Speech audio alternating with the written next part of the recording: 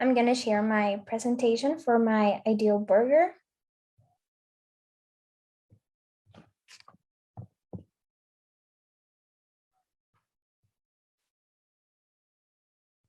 Excuse me a second, please.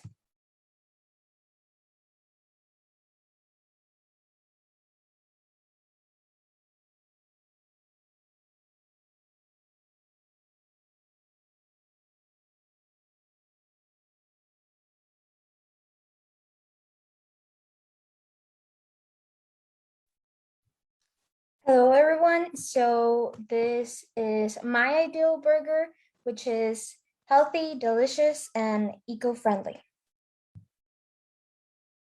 So I like to include the quote, veggies plus burgers equals fuel, because vegetables are very beneficial to our body and burgers are very delicious. So it fuels our body with all we need to keep living. So for my burger, what I decided to use for the veggie patty were 1 cup of chickpeas, 1.5 cup of breadcrumbs, a half cup of shredded carrots, 1 egg, 1 tablespoon of olive oil, diced onions and garlic, cilantro, lemon juice, salt, pepper, and complete seasoning. And then for extras and toppings, I decided to use burger bread, slide tomatoes, sliced onions, shredded mozzarella and cheddar cheese, and butter. So the steps I used to creating my ideal burger were, first of all, in a blender, I combined all the patty ingredients and blended until it was a smooth mixture. And then I dropped 1/2 cup of the mixture into a hot pan with olive oil, and I cooked on both sides until golden brown. And then I assembled my burger with my favorite toppings, which you can do too. And then enjoy. I also like to add sliced apple on the side to pretend they are fries, but in a healthy way. And why should we include veggie burgers in our diet? So, aside from being a healthy alternative to hamburgers, the ideal burger is eco friendly and it helps us get a step closer to achieving the UN Sustainable Development Goals, which is all about eliminating hunger, being healthier, and using best the resources we have. Also, veggie burgers are more satiating than a normal burger, which help us maintain balanced diet. And then again, it helps us with our health. Thank you.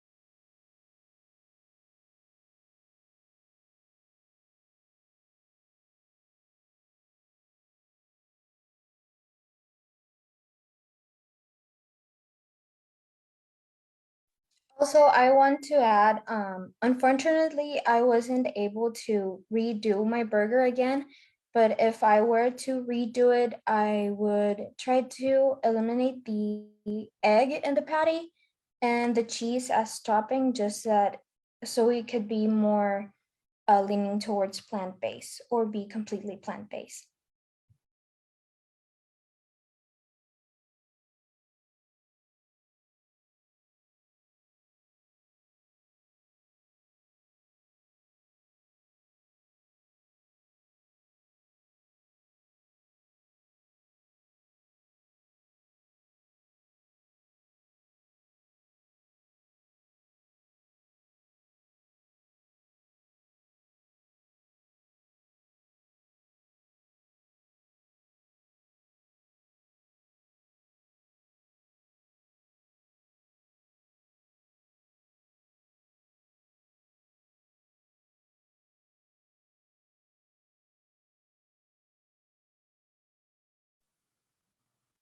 All right, so I'll go ahead and I'll talk a little bit about the burger challenge. Um, so this is something that I wanted to try with my students. It was a new activity for us. And honestly, we were a little bit concerned about it because we had no idea what to do. But it was really fun. So we didn't, we a box of things were shipped to us, but we didn't actually get the ingredients. So we had to come up with something new, which actually makes it even better because it's like local ingredients. So this is something that my students can do again and again and again in their own homes. So I really like that that happened, and I'm kind of glad it did, because now it means that my students will know that they can make a plant-based burger with the things that they already have. They don't need to wait for a box to be shipped from the Netherlands all the way to their house here in Honduras. So I think that that worked out really well. So what we did, how we did this, is we looked through the experiments, but we're like, well, we can't do any of those, but we're gonna go ahead and we're gonna experiment in our kitchens. And so we're all virtual right now. Everybody's been here virtual since March of 2020. And so we've just been teaching online through Zoom. And we have like an LMS and everything for us to upload our assignments. So I uploaded the assignment for them, like, hey, we're gonna do this ideal burger challenge. And everybody came and we were able to talk and do the workshops and the kickoff. And so we were able to find out more about how to market our burgers, which was pretty interesting, pretty fun. I mean, it was something that we hadn't really considered before. It was marketing at the high school level, learning about marketing. So that was really special for my students, interesting for them, different. And you know how novelty is, you know, new things are always attractive, especially to high schoolers. And so we learned about that, and then we learned about the structure and composition and texture of burgers, which is pretty cool too. So then we were like, well, let's try it. Let's try it. Let's give it a shot. Let's see what we can do in our kitchens. And so I was in my kitchen on Zoom with my students, and I'm cooking up a storm. I mean, I am making these patties. And I had thought about this for a solid week, trying to figure out what am I going to do. But I, something that inspired me is I really love hummus. So I was like, I'm using chickpeas. Like, let's try that. And so I tried that. Natalie's burger looks so much better than mine. I'm really happy that she was able to do such a great job. I'm mixing up all these ingredients with my students on Zoom, and we're laughing and talking about what I'm doing in there. I made it like a cooking show. And so we were experimenting with that, and they were kind of observing me and wondering like what I was gonna do, and so they were able to see my final result, and it turned out pretty good. I think I went a little overboard for mine. I went a little overboard with spiciness. It was so hot, but it turned out really good. And so I just want to say, that we can make sustainable plant-based burgers in our homes, and we can make them taste really yummy. And so I'm excited to try it again. And I'm going to use Natalie's recipe this time because it looks so good. Thanks a lot. Actually, thank you, Natalie, for your presentation. It indeed looks delicious. And I just finished eating, but I might go back to the kitchen soon. I have two questions for you, actually. Natalie, have you changed anything since you've learned through this challenge about sustainable diet and the impact you can have by eating differently? Did you change the way you eat a little bit? Did you talk to your parents, maybe to your friend about that? Is it a topic that goes into the conversations, or not at all? Not really with my family, but I personally find myself being more conscious of what I'm consuming. And I realized that I've started consuming less meat because I am a person that loved to consume a lot of meat. And over the past few days, I've been noticing that I've started to not completely leave it aside, but trying to consume less of it and be more conscious about my health and the environment. Awesome. Thanks a lot.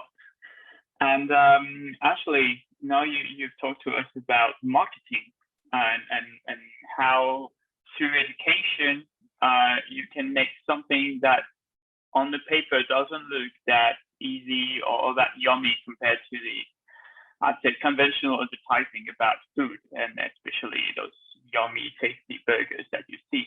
How do you think? What do you think had the most influence on the students? What helped them change the perspective on food during this challenge?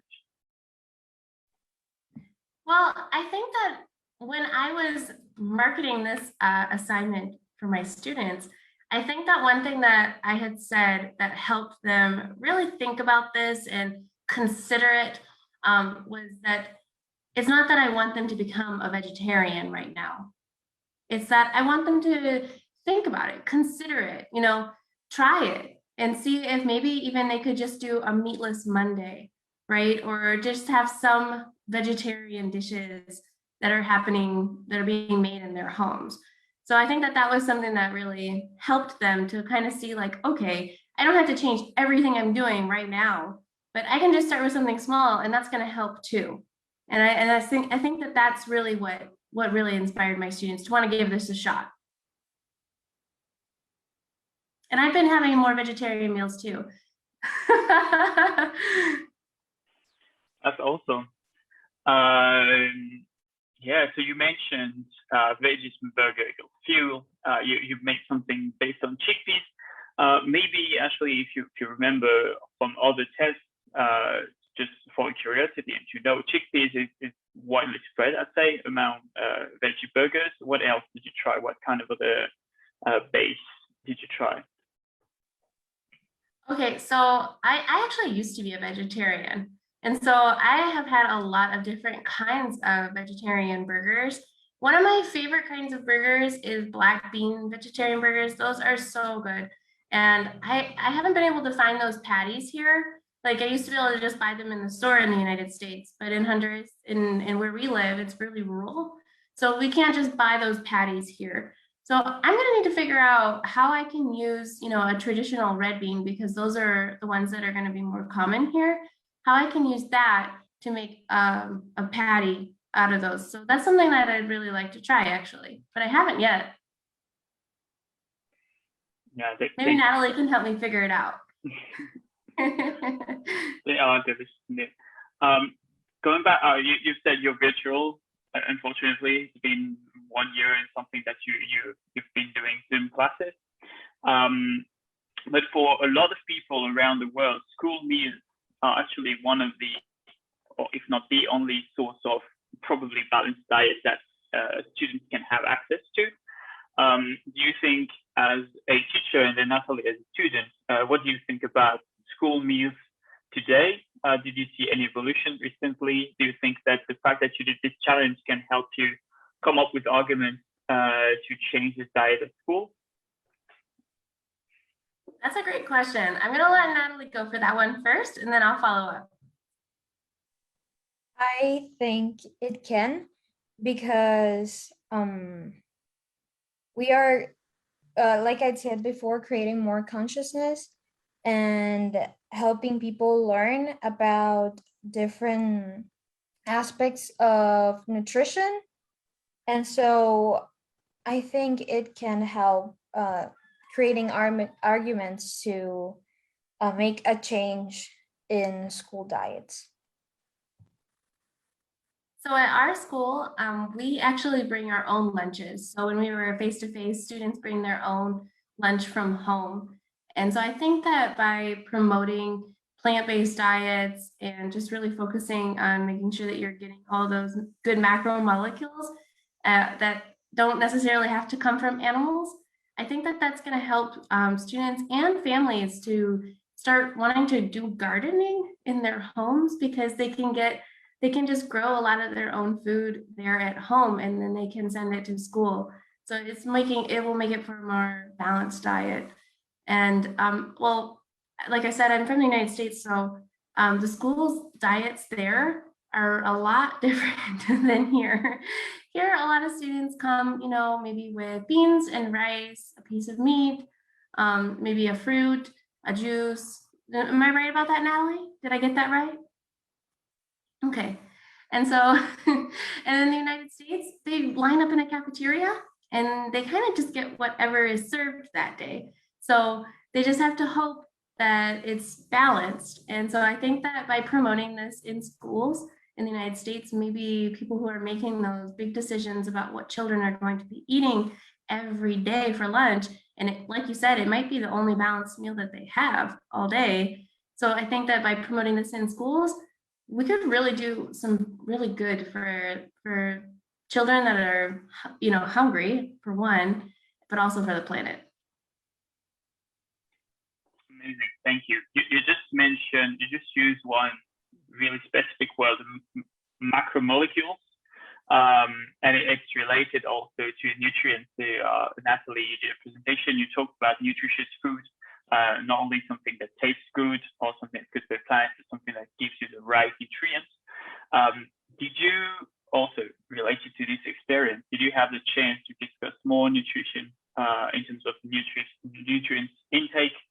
Did you learn anything related to maybe what we miss, what we could get better through different kinds of food, and how maybe even the veggie burger could be a great source of nutrients for a lot of people?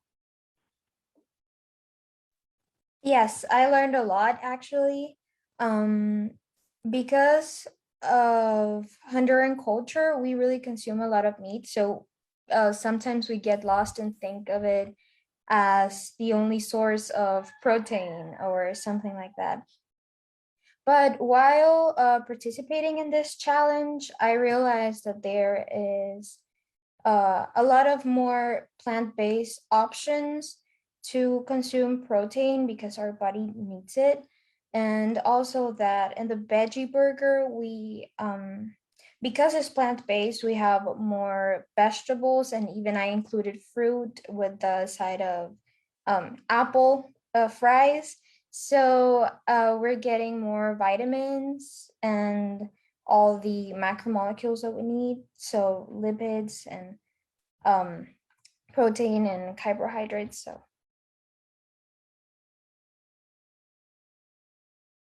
If we think about elephants, elephants are vegetarian, but they still get all the protein that they need. Just a fun fact.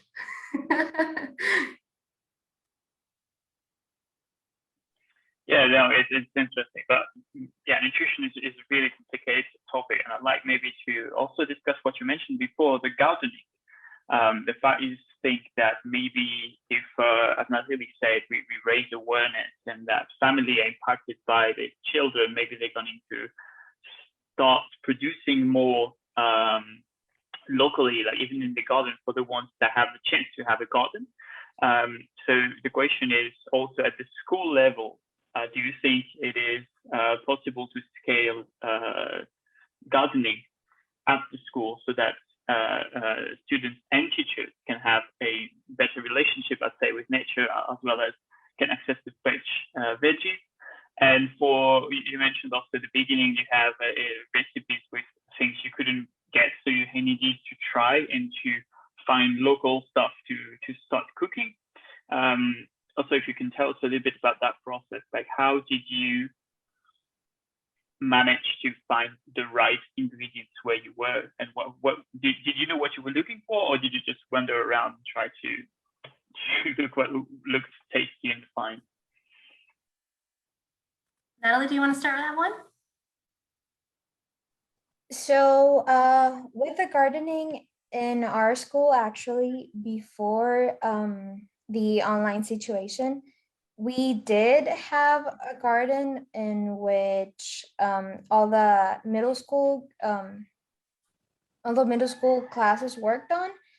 So we had a class about that, and it was really helpful because we learned how to grow our own vegetables, and after we were able to harvest them and then do something yummy to eat in school, and that was really helpful. Also, my class is working on a garden this year in our house, and so we are learning how to take care of a garden by ourselves and all the things we can do to be able to bring nutritious food to our own table. And so it's really helpful really to know how to take care of the garden and then how we can use the products of that garden.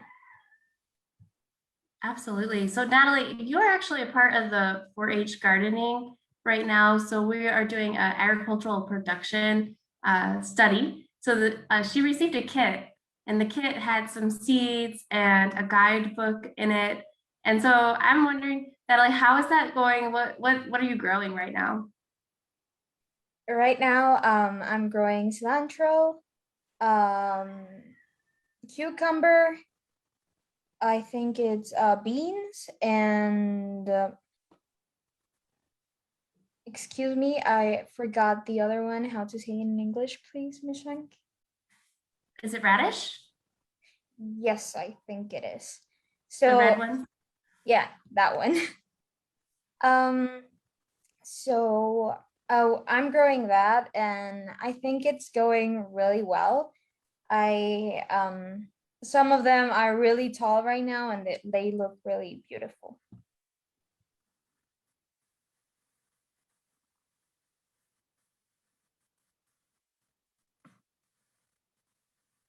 I was thinking about what you had said about harmony with nature, you know, bringing students and teachers and everyone outside of their homes during this time is so important for the students to just feel better. You know, it's for their well-being. It really just gets them off of the screen. So they're on the screen all day long for school, and then probably in the evenings talking to friends because that's how they're able to contact each other. So it's a lot of screen time, right? I mean, I have two small children in school, and then one who's not in school. So when school is done, they run right outside. But I'm worried about the teenagers because maybe they don't want to do that exactly the same way that my 5-year-old does. So I think that it's so important to get them an opportunity just to go outside and do something in the fresh air, get some sun, just enjoy being outside. And then, of course, it is World Food Day. So they are able to use those products. And I think that that's really what's important, Natalie. What you said is like not only just knowing how to grow them, but like what to do with them once you've grown them. That way they don't just rot in the fridge, because that would be really bad for the environment. And also, there are a lot of hungry people in the world. So we want to make sure that we don't ever waste food. Yeah, I think we can conclude also a little bit with what you just mentioned. You mentioned mental health, basically. So how can we make people feel better in those strange and tough times? And cooking is actually a manual activity that you do with other people or alone, but where you use your hands, where you're not on the screen all the time. So it's also a moment to share. It's a moment you can be proud of because you're making something you can consume. So it's really, and you know, if you're doing this, Natalie's recipe, at least you're doing something that's going to be yummy, good for you and good for the planet. So also maybe the last question related to that, like how has your relationship, I say, to cooking evolved during this challenge? Has it changed anything for that moment of cooking? Are you cooking more now? Are you happier to cook? Did you learn a lot about did you change the way you see cooking because of this I'd say opportunity?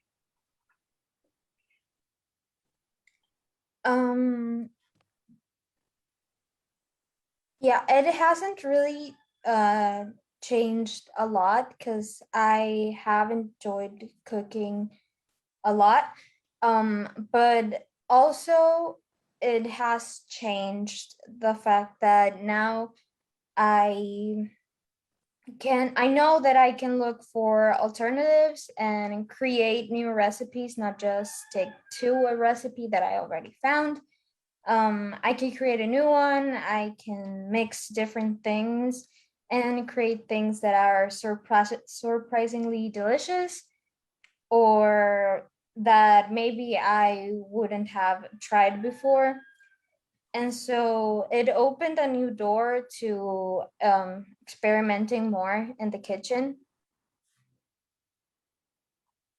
In the United States, I used to buy a lot of processed foods because it is so readily available and it's pretty cheap too. So I felt like it was like very easy to throw something together. Like you could go and you could buy a bag of meatballs or something like that, or you could buy everything is just done and ready to go. But when I moved here, I really had to change how I cooked. And so that was a really big challenge for me at first. It took me a while to do better with that. So cooking more from like raw ingredients, from those basic ingredients, not just being able to like buy a can of beans, but like cooking from a bag of dried beans. So it's like just changing those little things. It was kind of difficult, but now my relationship with food and with cooking is so much more improved. So I used to actually cook in a restaurant too. So anytime I ever have to experience cooking again, I know that I would definitely want to continue with those raw ingredients, and I want to go from scratch to the fork because it is so much healthier. It is so much better tasting, and like Natalie was saying, you can mix it up and you can experiment. You can have fun with it. So I think that this experience was so good for my students because maybe they hadn't thought about that before. That they could get in their kitchen and they could experiment and try something new. So that's really great. I'm glad to hear that. Amazing. It's an amazing conclusion. Thank you a lot. Especially thank you, Natalie, again for your presentation, for your time, for taking time to answer the question. It's really inspiring. I have two younger brothers. I hope they will start cooking something as good as what you just showed us. Thank you a lot for your time. It was really interesting.